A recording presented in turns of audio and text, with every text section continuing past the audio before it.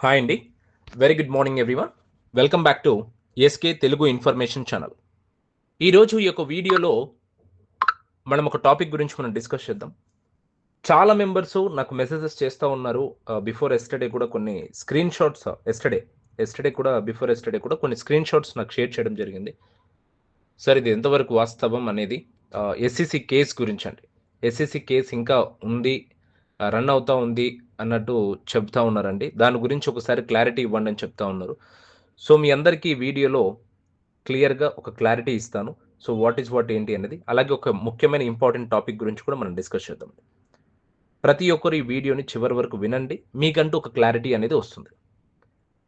So before that మీరు ఇంకా మన ఛానల్‌ని మీరు సబ్స్క్రైబ్ చేయకపోయి ఉంటే వెంటనే సబ్స్క్రైబ్ చేసుకొని సపోర్ట్ చేయండి. కింద కనిపిస్తున్న లైక్ సింబల్‌ని క్లిక్ చేయండి.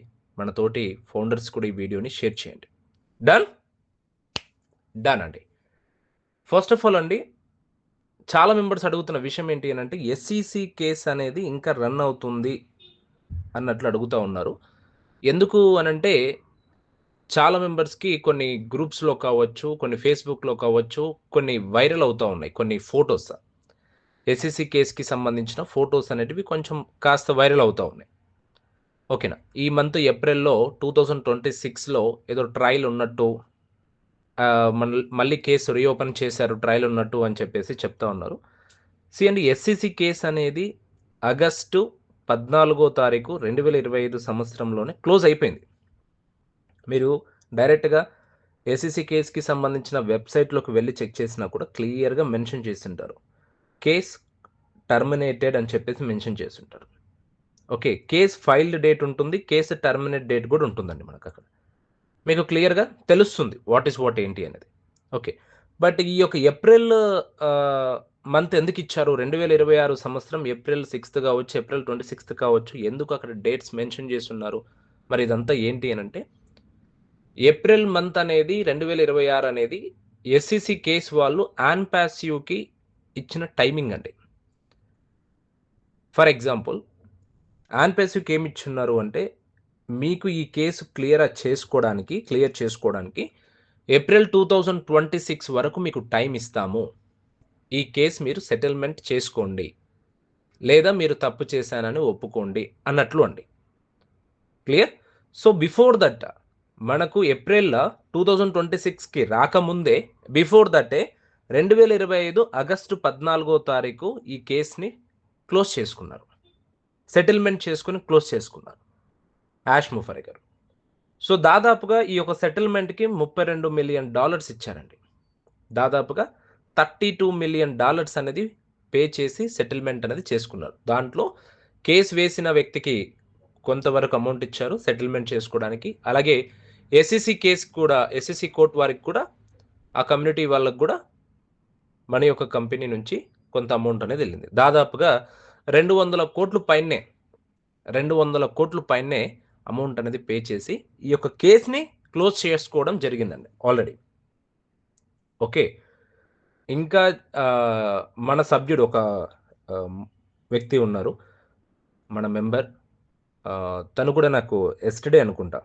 మేబీ మెసేజెస్ పెట్టారనమాట. స్క్రీన్ షాట్స్ పెట్టారు.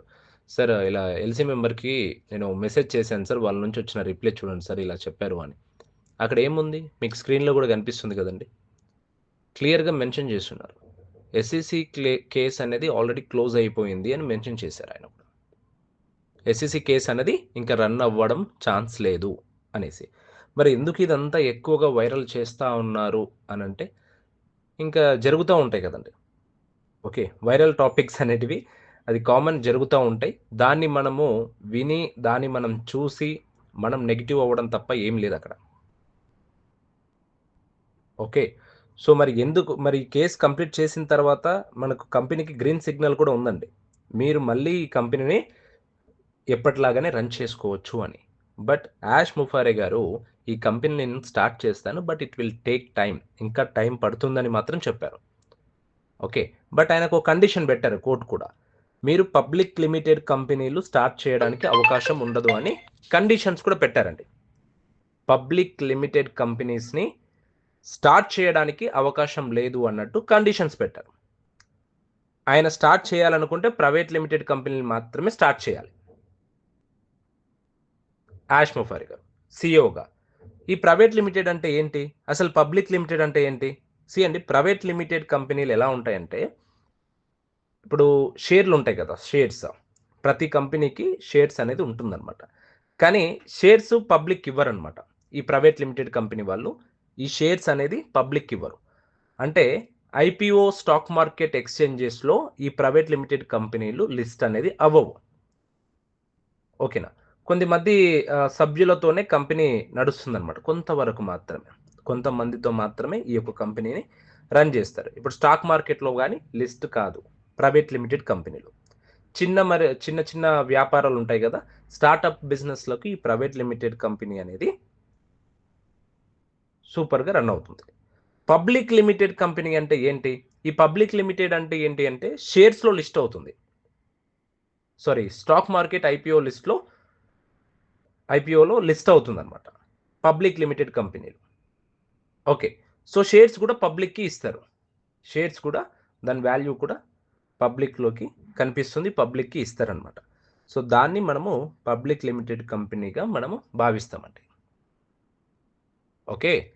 సో, దానికి దీనికి డిఫరెన్షియేషన్ అనేది ఇంతే. అక్కడ స్టాక్ మార్కెట్‌లో లిస్ట్ అవ్వదు. పబ్లిక్ లిమిటెడ్‌లో స్టాక్ మార్కెట్‌లో లిస్ట్ అవుతుంది. అంతే అండి. ఓకే. సో, చాలా మెంబర్స్ ఇంకా అడుగుతున్న క్వెషన్ ఏంటి అనంటే, ఇదంతా ఓకే అండి. ఎస్ఈసీ కేస్ గురించి అదంతా చెప్తా ఉన్నారు. రీసెంట్ డేస్‌లో మనకు ఎంతోమంది ఈ మంత్‌లో అదయిపోతుంది, ఈ మంత్‌లో అదయిపోతుందని ఎన్నో వాయిస్‌లొచ్చాయి, ఎన్నో మెసేజెసొచ్చాయి. ఆహ్, ఇవన్నీ ఏమైపోయాయి అని చెప్పేసి కూడా అడుగుతా ఉన్నారు. సో, నేను ఎప్పటికీ అందరికీ ఒకటే మాట చెప్తా ఉన్నాను. ఇప్పటి గాదు, నేను పాస్ట్ నుంచి అందరికి ఒకటే మాట చెప్తా ఉన్నాను. అండి, ప్రతి ఒక్కరు కూడా ప్రాక్టికల్‌గా ఉండండి. యాష్ ముఫారే గారి నుంచి వచ్చిన ఇన్ఫర్మేషన్‌ని మనం తీసుకుందాం. దాన్ని మనం ఫాలో అవుదాం. పాపప్‌లో వచ్చే ఇన్ఫర్మేషన్స్‌ని మనం తీసుకుందాం. దాన్ని మనం ఫాలో అవుదాం అని చెప్పేసి చెప్తా ఉన్నాను. ఓకే. సో, ఈ అమౌంట్ గురించి కావచ్చు, ఇప్పుడొస్తుంది, అప్పుడొస్తుందనేది మనం గెస్ చేయలేము. చేయకూడదు కూడా అది. యాష్ ముఫారే గారి నోటి నుంచి వచ్చిన మాట ఏంటి? పాస్ట్‌లో మనకొచ్చి చెప్పిన మాట, ఆన్ ప్యాసివ్ అనేది ఇక లేదు. ఆన్ ప్యాసివ్ అనేది మళ్ళీ రీఓపెన్ అనేది చేయాలి. రీస్టార్ట్ అనేది మేము చేస్తాం. అది ఇంకా టైం పడుతుంది. అంతవరకు మీకొక కొత్త బిజినెస్‌ని మేము ముందుకు తీసుకొస్తున్నాం. దాని పేరు ఫస్ట్ ఆఫ్ ఆల్ బిజినెస్ నేమ్‌ని మేము అనౌన్స్‌మెంట్ చేయము. కానీ ఆ బిజినెస్‌లోకి వెళ్ళే ముందు మీ అందరికీ ఒక మంచి సబ్జెక్ట్ నాలెడ్జ్ అనేది ఇవ్వాలి. అదంతా నేర్చుకున్న తర్వాతే ఆ బిజినెస్‌లోకి మనం వెళ్తామని విక్టరీ విత్ యాష్ అనే ఒక ప్లాట్‌ఫార్మ్‌ని తీసుకొచ్చానండి. ఈ విక్టరీ విత్ యాష్ ప్లాట్‌ఫార్మ్‌లో దాదాపుగా రిజిస్ట్రేషన్ ప్రాసెస్‌లు అవుతా ఉన్నాయి. 90 రోజుల తర్వాత మీకు ట్రైనింగ్ స్టార్ట్ అవుతదన్నారు. 90 రోజులు కూడా అయిపోయింది. బట్ ఇప్పటికీ అక్కడ నుంచి మనకు ఒక మెసేజెస్ లేదు. ఒక పాపప్ లేదు. ఒక లైవ్ కూడా లేదు. దీని గురించి మనం చర్చించుకుంటే బాగుంటుంది. ఓకేనా? సో, ఆయన మనకు లైవ్‌లోకొచ్చి మనకేదో ఒక విషయం చెప్పి, ఒక కాన్ఫిడెంట్‌ని మనలో పెంచితే ఇంకా బెటర్‌గుంటుండే. బట్ చాలా మెంబర్స్ ఏమంటున్నారంటే, నిశ్శబ్దంగా ఉంది కాబట్టి అన్నీ సవ్యంగా బ్యాక్ ఎండ్‌లో బాగా జరుగుతున్నాయని అంటున్నారు. నిజమే. బ్యాక్ ఎండ్‌లో జరిగే వర్క్ జరుగుతూనే ఉంటుందండి. నిజమే. బట్ అట్‌లీస్ట్ అప్డేట్ కూడా ఇవ్వడం వా కరెక్ట్ అండి. అది 100% రైట్. అప్డేట్ అనేది ఇవ్వాలి. అఫీషియల్ అప్డేట్ అనేది కంపల్సరీగా కంపెనీ నుంచి రావాలి. ఓకేనా? సో, లేకపోతే ఇలాంటి రూమర్సే ఎక్కువ జరుగుతూ ఉంటాయి. ఇప్పుడు మీరు వింటున్నారు కదా! రూమర్స్ ఎక్కువ అవుతా ఉంటాయి. అదొస్తా ఉంది, ఇదొస్తా ఉంది, ఇది వచ్చేసింది, అదొచ్చేసిందని. వస్తే సంతోషమే అండి. అందులో నేను కూడా ఒకడిని కాబట్టి 100% సంతోషంగా ఉంటాం. ఓకేనా? వస్తే చాలా సంతోషం. అందరము రావాలనే కోరుకుంటాం. ఓకేనా? అందరము త్వరగా రావాలని కోరుకుంటాం. కానీ వస్తుంది. బట్ ఏమవుతుందనంటే చాలా మెంబర్స్ ఈరోజే వస్తుంది, రేపే వస్తుంది, ఈ మంత్‌లో ఈ డేట్‌కి వచ్చేస్తుందని చెప్తా ఉన్నారు చూడండి. That is not at all right actually. అలా చెప్పడం కరెక్ట్ కాదు అని చెప్తున్నా నేను. ఓకే. సో, అఫీషియల్‌గా ఆయన పబ్లిక్‌లోకొచ్చి నేను ఈ డేట్‌కి ఇది ఇస్తూ ఉన్నానంటే అప్పుడు గట్టిగా చెప్పొచ్చు. బల్ల గుద్ది మరి చెప్పొచ్చండి. ఈ డేట్‌కి ఇది వస్తుందని. అఫీషియల్‌గా మనకు ఆయననే చెప్పాడు కాబట్టి. ఓకే. సో, అలా మీరు ఎక్కడ కూడా అలా వినేసి కానీ, అలా ఇమాజినేషన్స్ పెట్టుకొని, హోప్స్ ఎక్కువ పెట్టుకొని డిపెండ్ అవ్వకండి. ప్రతి ఒక్కరు కూడా మంచిగా వర్క్ చేసుకుంటూ ఓకే. సో, మీ యాక్టివ్ ఇన్‌కమ్స్ మీద ముందుకెళ్ళండి. ఇంకోటి ఇన్సూరెన్స్ గురించి కూడా చాలా మెంబర్స్ అడిగారు వీడియో చేయమని చెప్పేసి. యెస్టర్‌డే నేను ఇన్సూరెన్స్‌కి సంబంధించిన వీడియో కూడా చేయడం జరిగింది. ప్రతి ఒక్కరు కూడా ఆ వీడియో చూడండి, మీకు క్లారిటీ వస్తుందండి. వాట్ ఈస్ వాట్ ఏంటి అనేది ఒక క్లారిటీ వస్తుంది. సింపుల్ అండి. ఇన్సూరెన్స్ అంటే ఏముంది లేండి సార్, మాకు తెలియని ఇన్సూరెన్స్ ఏముంది, అవసరం లేదు సార్ అంటారు. కాదండి, అలా సింపుల్గా లైట్గా తీసుకోకండి. ఇది ఎప్పుడు మనకు తెలుస్తుందంటే దాదాపుగా మన వయసు, మన ఏజు 45 నుంచి 50 మధ్యలో, 45 నుంచి 50 మధ్యలో వచ్చినప్పుడు ఆ రోజు మనకి ఇన్సూరెన్స్ వాల్యూ ఏంటనేది తెలుస్తుంది. లేదా 50 సంవత్సరాలు దాటిన తర్వాత ఇన్సూరెన్స్ వాల్యూ ఏంటనేది మనకు ఆ రోజు తెలుస్తుంది. అయ్యో, ఆ రోజు మనం ఇన్సూరెన్స్ చేయించుకుంటే ఈ రోజు మనకు ఇంకా బెటర్గా ఉండేది అనేసి. ఓకే, ఇన్సూరెన్స్ అంటే సేవింగ్స్లో ఉన్న ఇన్సూరెన్స్లు కూడా చాలా ఉన్నాయండి. మీరు పెట్టిన పెట్టుబడి ఏదైతే ఉంటుందో 10 లక్షలు మనం ఒక ప్రతి నెల మనము రూ. 1,200 మనం పే చేసుకుంటూ పోయినా కూడా అదంతా మనకు రిటర్న్ వస్తుంది. ఆర్ఓపి అని ఒకటి ఉంటుంది, రిటర్న్ ఆఫ్ ప్రీమియం అని. అది మనము ఆప్షన్ పెట్టుకుంటే మనం పే చేసింది కూడా రిటర్న్ వస్తుంది. ఇలాంటి చాలా ఆప్షన్స్ ఉన్నాయండి. Okay, so first of all దాని గురించి తెలుసుకోండి. ఎందుకంటే మీ అందరికి ఒక అవేర్నెస్ రావాలి. అవేర్నెస్ వస్తేనే ఒక స్టెప్ తీసుకుంటారు. తెలియకపోయి ఉండడం వల్లనే మీరందరూ అక్కడే ఆగిపోతుంటారు. మీరందరూ అంటే కొందరు, మీలో కొందరండి.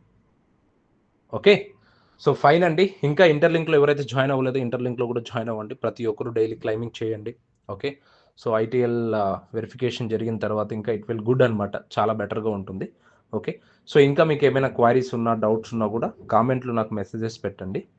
సో దాని గురించి నేను చూసుకొని నాకు తెలిసింది వెంటనే నేను రిప్లై ఇస్తానండి. Okay, thank you so much. Next వీడియోలో మంచి ఇన్ఫర్మేషన్తో కలుద్దాం. అంతవరకు వెయిట్ చేసి ఉండండి. Signing off, SK Telugu information channel. జై హింద్.